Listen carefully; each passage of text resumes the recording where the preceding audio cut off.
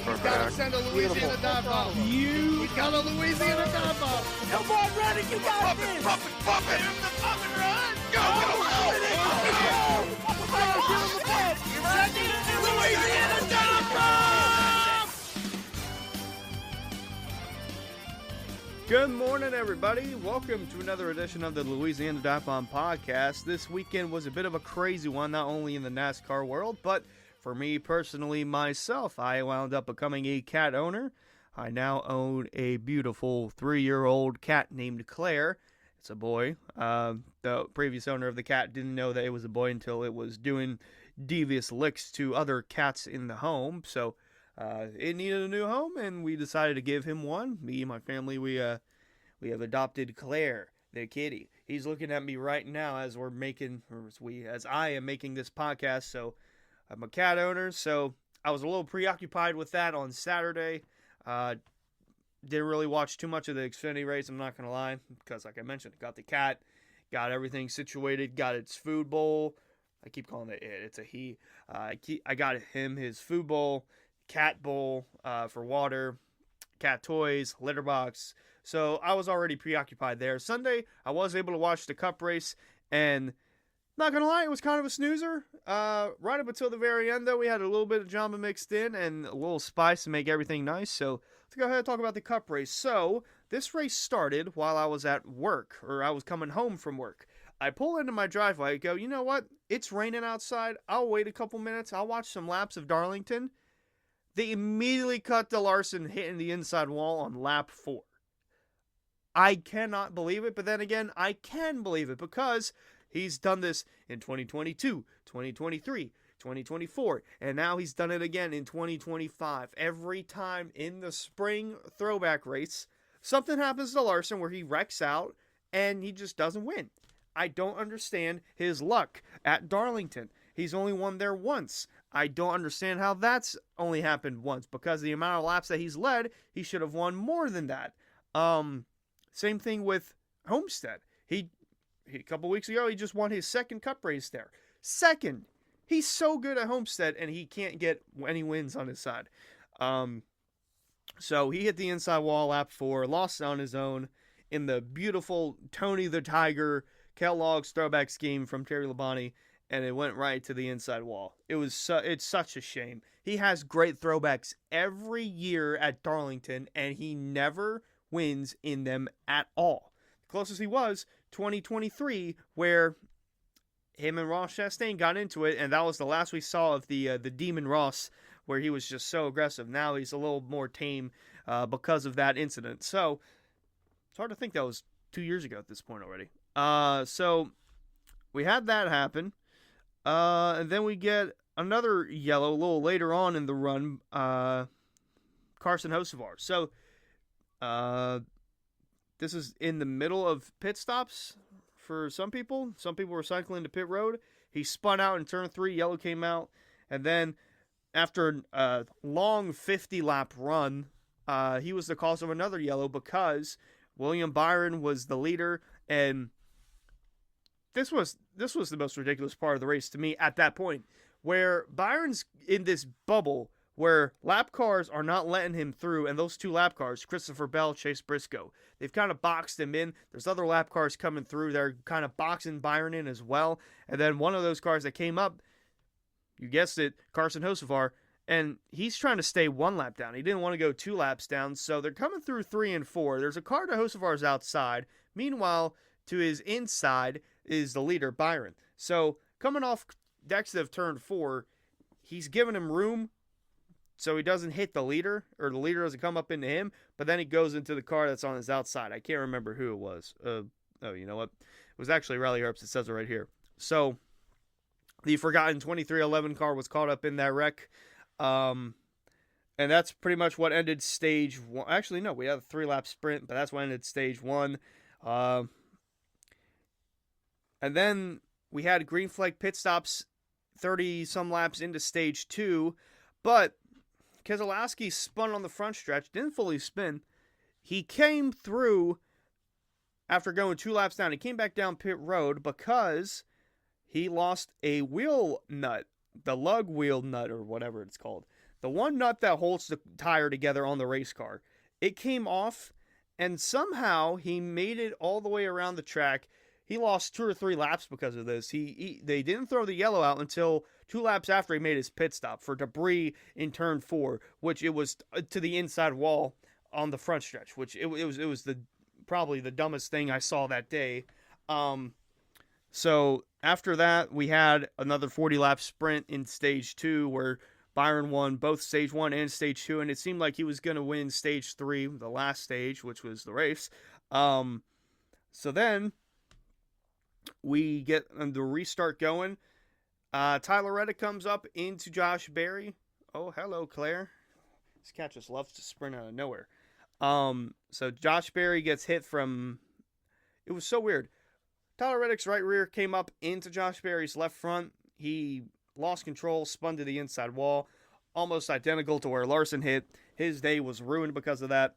And this was a track position race, no doubt about it, because, like I mentioned earlier, Chase Briscoe, I mean, there was no saving him, but Christopher Bell, they were running 28th, 29th. They were about to go a lap down, and their days were saved from yellows. Well, Bell's day was saved from yellows. Hamlin's day was saved as well because he was outside the top 10 for the longest time. And then when that yellow came out for him, Keselowski's lug, it got him on the right track.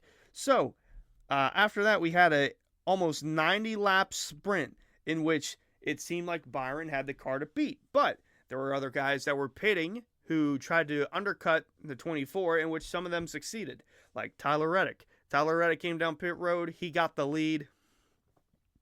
Sorry. Logano did it first. He got the lead. Reddick did it next. He got the lead. But the one car that stood out all day, no matter where he was on the track, was Ryan Blaney. Ryan Blaney, for some reason... Oh, don't, Claire. Hey, don't lick that. Okay? Do not lick. He's licking a trash bag that's full of cars from my grandfather who passed away a year ago. Because my mom is helping my grandma clean out stuff in her house. And she brought home a couple bags of Dale Sr. because he was a big Dale Sr. guy. So in those bags are collectibles from Dale Sr., Dale Jr., Steve Park, anything Dale Earnhardt Incorporated or Dale Sr., it's in that bag. I don't want him messing with it, so he was licking the bag. I had to stop him. Anyway, before I was getting off on a tangent, Ryan Blaney had the best car all day. Long run, he was closing in constantly, just didn't have enough time to do so because the stage would always end. But this time, he had enough time because he was closing in rapidly on Tyler Reddick. He had 7 or 8 lap fresher tires than the leader. He was closing in. It's getting down to 20 to go, 15 to go, 10 to go. Then with 5 to go, he finally is able to catch the 45. Reddick puts up a fight for about a lap, but then through 1 and 2 with 4 to go, he comes through. He takes the lead. And just in the nick of time, in the background, Kyle Larson spins out to the inside wall. The exact same spin, the exact same point on the wall where he hit, and the exact same damage. It was literally deja vu. I couldn't believe it. And you know what the cause of that was? Listen, this just so happened to be where Bubba Wallace was on the racetrack, because he, from the backstretch angle facing, from turn 3 facing down the backstretch, it seemed like Bubba just dumped him as soon as Tyler Reddick lost the lead. Reddick lost the lead, bounced to the outside wall, and then right behind him, Kyle Larson seemed like he got dumped by Bubba Wallace, but we saw on the onboards after the race that wasn't the case, where Larson was actually he was checking up, because like I mentioned, Reddick bounced off the wall. Larson checked up because it gets tight on the exit of 2, especially double wide, so he didn't want to go into Tyler Reddick. Bubba Wallace wasn't slowing down. He rear ends Larson. Larson goes to the inside wall, wrecks. We get an overtime restart. But to pit or not to pit, in this case, you obviously pit. So what happened was Blaney was the leader. He finally got the lead after so long. And then pit stops happened. He first got beat out by Tyler Reddick. And then, not to mention, William Byron is the pole sitter. He got first choice of the pit box. It seemed like, okay, Larry Mack said it. All he's got to do is go 21 feet, and he'll get there. But that 21 feet seemed like an eternity because Denny Hamlin's pit crew saved him massively. It got him the lead. He won the battle off pit road, and the restart happened. They were 3 wide behind him going into turn 3, coming to the white flag, and there was nothing anyone could do about it. And it's better to be lucky. It's better to have some luck than no luck at all, because Denny Hamlin has gone back-to-back. He wins at Darlington. He only led 10 laps. I think a few of those were, or more than half of those, I should say, were under yellow. But yeah, Denny Hamlin pulls through. He gets his second win of the season, back-to-back, going from Martinsville, Darlington. They're going to Bristol next week. I already think Hamlin's going to win that one. He won that race last year. In the Carl Edwards throwback to his office depot. Home office. His office depot throwback to Carl Edwards, who, by the way, waved the green flag of the race. Hello. Fox never even mentioned it. Mike Joy never even talked about it. They had it up for so long, and Mike Joy just didn't say anything. Claire, I can't believe it either. He never even acknowledged him. All right. So, William Byron finished second. He led 243 laps. It's like the torch that's been passed from Kyle Larson to William Byron. Although it doesn't make any sense because Byron already won at Darlington. But Kyle Larson, he used to... God, I'm saying this like he's washed. At Darlington, he leads so many laps but doesn't get the win. It's happened to him so many times. I feel like that torch has been passed to William Byron because he led 243 laps and he finished second. Caution came out, saved him, but he was only able to muster a second-place finish from that. But dominating car, clean air was key. I knew that as soon as he lost the lead, he probably wasn't going to get it back, and he didn't. Christopher Bell, his day was saved massively from that Hocevar yellow early on. The second yellow where he the third yellow of the race, where he came up on Riley Herbst on corner exit. Because he was about to go a lap down. He was running 28th, 29th. He was terrible. But that yellow saved him. And then another yellow happened. It was the Keselowski yellow where they were cycling through pit stops. He didn't pit yet. That saved him massively. Track position, key here at Darlington. He finishes third. Tyler Reddick, he had a really good car. Besides Blaney, it felt like he was the only one that could go up and possibly challenge Byron. Could get up to him, couldn't quite pass him. He finishes fourth. Ryan Blaney, hard to imagine this is his first ever top 5 finish at Darlington. Hard to imagine that. And he barely got it, too. Best car overall. Best car in the long run. So, when they come back here in the fall, keep your eye on that 12. I would assume they'd bring the same car. But, yeah, he finishes 5th. Chris Buescher, P6. It's another solid finish for him. It's not the finish that he wanted compared to a year ago where he got dumped or got put in the wall from Reddick, but bygones be bygones. Ross Chastain, very good race from him. Started 25th, finished P7. Chase Elliott finished 8th in his terrible throwback scheme. Ty Gibbs, best finish of the season. His first top 10, he finishes 9th. Kyle Busch also got a top 10. He finishes right in the 10th position. Austin Cindric had an okay day. I mean, he was in the top 10 for a good bit, but he was also outside the top 10 for a good bit. Finished 11th. Zane Smith had a very solid day. He was, I think, as high as 7th, maybe 8th or 7th. He hovered around there through 16th all throughout the day. Finished 12th. Good run for him. Joe Logano, 13th. Ty Dillon. This is where I look at notable. So Ty Dillon, when that Keselowski yellow happened, he was bailed out by that massively. He finished 16th. Eric Jones, 17th. He was in the top 10 at one point. Same with Allmendinger. He was 18th. Shane Van Gisbergen surprisingly finished 20th. Bubba, when that I forgot to mention this. When that yellow came out after Bubba wrecked Larson, from what it seemed, Bubba was a lucky dog. So he he wound up finishing on the lead lap. Oh, man. So he finished 21st. But holy cow, I'm just noticing this. Ryan Preece finished 26th. So, I forgot to mention this. Early on, the front runners were Byron, Preece, Bubba, Keselowski, Kyle Busch. They were all they were all inside the top 5 for that part. And then yellows happened, they got shuffled around, but wow. I didn't know Ryan Preece finished that far down. So his top 10 streak comes to an end. I think he was in at 3 in a row. But, hey, that'll happen at Darlington. Chase Briscoe finished 28th. He had speed in the early run, but couldn't quite recover from that. Austin Hill was in this race. I didn't know that until halfway through, where that yellow from Keselowski's wheel nut falling off. Some of the guys that didn't pit yet got cycled up front, and that was Austin Hill. Austin Hill was one of them because he came out 9th on pit road. I'm like, what? Austin Hill's in this race? Which, by the way, that 33 car, he was in the 33 for RCR. You'll see that next week at Bristol as well. Jesse Love will make his Cup debut at Bristol, so that'll be fun. Keselowski finished 33rd. Like I mentioned, he had speed, but after that wheel nut came off, he lost so many laps. He finished 2 laps down. Alex Bowman, I have no clue what happened to him. No clue whatsoever. He finished 35th, multiple laps down. Not sure what happened. And then DNFs were Josh Berry, Kyle Larson, and J.J. Yaley. Yeah. Sorry, I heard a noise. I didn't know what was going on. Yeah, I know, Claire. I know you heard that too. So looking through at the point standings, I know Larson entered this race second. I think he's 6th in the points now because of that. Let me look at this. Go to standings.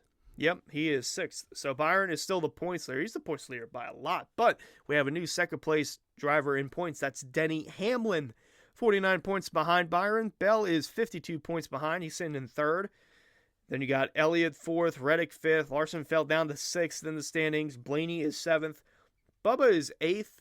Logano, Bowman.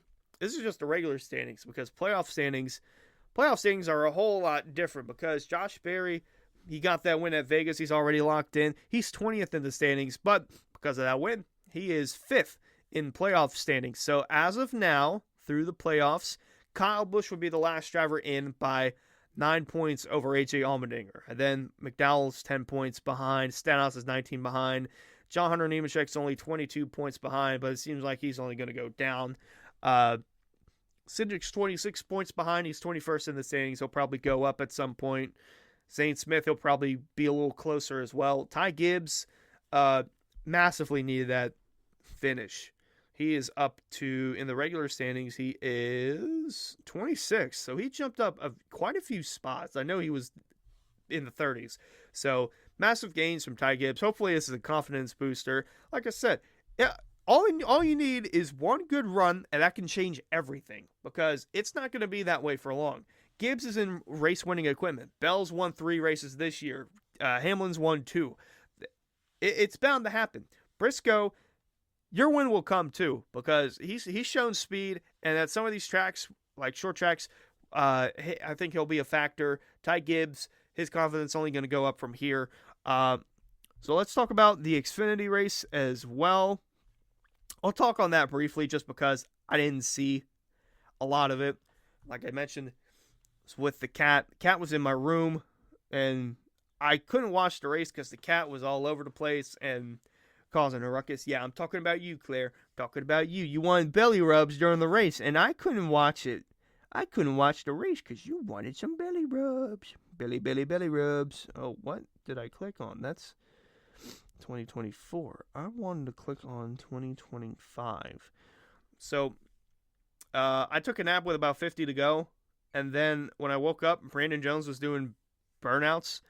I thought, what happened? But throughout the race, what I was watching, I did remember that Brandon Jones was inside the top 5 for a good portion of it. As far as most laps led, I want to say that is Allgaier. Allgaier led a good bit. When I fell asleep, he was leading. Chase Elliott finished second. I literally have no clue how any of this happened. So Brandon Jones won. I should have put money on it. I should have thrown $5 on it. His odds before qualifying were ridiculous. His odds after qualifying, they were still like plus 2,000. I'm disappointed in myself. Chase Elliott ran this race, like I mentioned, finished second. Allgaier third. Ross Chastain fourth, all the way back from 27th to 4th. That's a good finish for him. Carson Quapple got a top 5. Not the track that I thought he'd get a top 5 on, but finally a good finish for that one car. He's shown so much speed throughout the season that at some point he's going to break through and get that win. But until then, top 5, good for him. Zilich, 6th. Eckes, 7th. He was solid throughout the day from what I saw before I napped. Nick Sanchez, he was fastest in practice, got 8th place finish. Sammy Smith finished 9th. Sheldon Creed, top 10. Not gonna lie, I thought he'd finish up there better.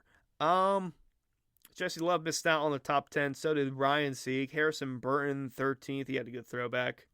Jeb Burton, 15th. Good for him. Austin Hill, not going to lie, thought he was going to do good here. In his 6 starts prior to this one on Saturday, he finished every race inside the top 10. Not so much this week. He finished 16th. Looking through, who else? Christopher Bell finished 25th. Not sure how that happened. Looking through, I know Taylor Gray was caught up in some wreck at the end. Where was it? It was on the front stretch. It was with Daniel Dye. Yeah, so after stage 2, I have no clue what happened. Literally, not a clue what happened. I took a nap and I missed everything. I woke up to Brandon Jones doing burnouts. Not much to say there, but I believe all 3 series are going to Bristol this weekend. So this weekend, definitely 100%, they're going to Bristol. Yeah. So Friday night, truck series. Saturday at 5, it'll be the Xfinity series. And then Sunday at 3, it'll be Cup. Not really sure what to expect, but I know after the Bristol weekend, then we get to Rockingham for the Xfinity cars. That'll be a race Saturday at 4 p.m. Interesting. And trucks are racing Friday night. All right, cool. So nothing going to happen Sunday, Easter Sunday. But that should be fun. Good short tracks for the circuit coming up for Xfinity and Trucks Cup. They get Bristol, and then they get an Easter off week, and then it's to Talladega Super Speedway. Oh, baby, that's going to be fun. Claire, you get to watch Talladega with me. Oh, you're going to love Talladega, Claire. Cars are going to go up in the air. There's going to be lots of wrecks. You're going to love it. Claire is roaming around my room right now. Yesterday during the Cup race, he jumped on my my drawer, with all my clothes and stuff. But on top, I got NASCAR collectible cards that are up there, along with other stuff that probably shouldn't be on there, but it's taking up almost every single space. I say almost every single space because this cat decided to jump up on the tiniest space available and started knocking stuff down because he jumped up. I'm like, dude, you can't jump up there. There's not enough room for you on there. He's a Tambi cat. So he's a large cat. After that, he jumped down, but I was just so bewildered. I'm like, dude, you're too big to be doing that. I don't know why you would even ponder doing that, but hey, it's his 3rd day out here, or yesterday was his 3rd day out here. He's just exploring. So right now he's sitting on my steps trying to get comfy. That's about it. Short episode of the Louisiana Divebomb podcast this week because there were only 2 races, and technically I really only watched one of them to understand what was going on. So I'll see you guys next week. We're going to the last great Coliseum at Bristol Motor Speedway. Take care, guys. I'll see you later.